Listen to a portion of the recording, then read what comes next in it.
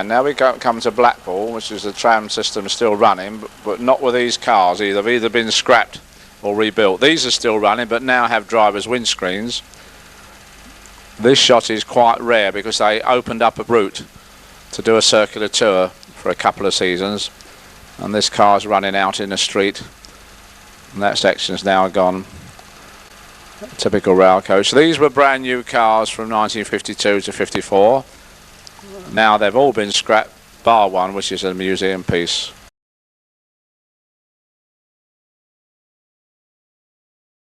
Double-deck cars which date from 1935. These were pantograph cars which were coming out of service by the time I took this film.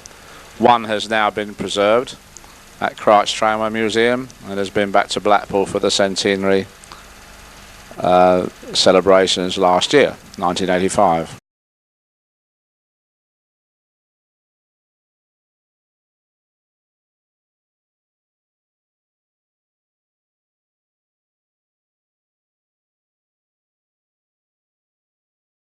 All cars you see here date from the mid-30s.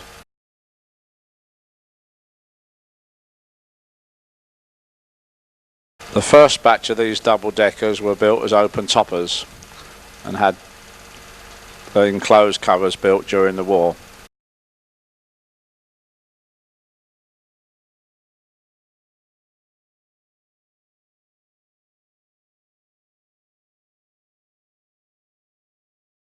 This is a short working route to Thornton Gate, and over on the right hand side was the tramway's permanent waste storage yard.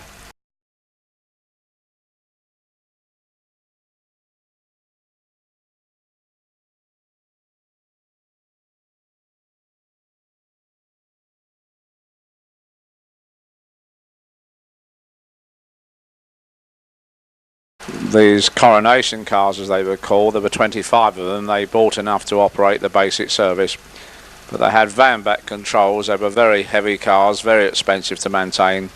In fact, by the early 60s, most of them have been altered to normal series parallel control.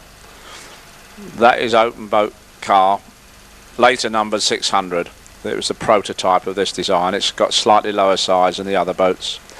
But a year after this film was made, in 1959, the boats had windscreens. This is the terminus of one of the in-town routes.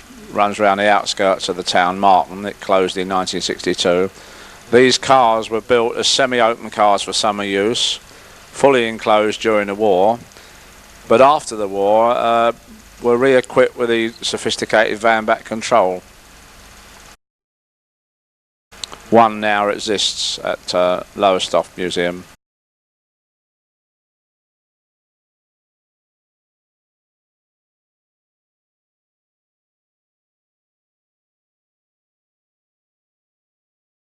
That was one of the double-deckers which was originally open-topped.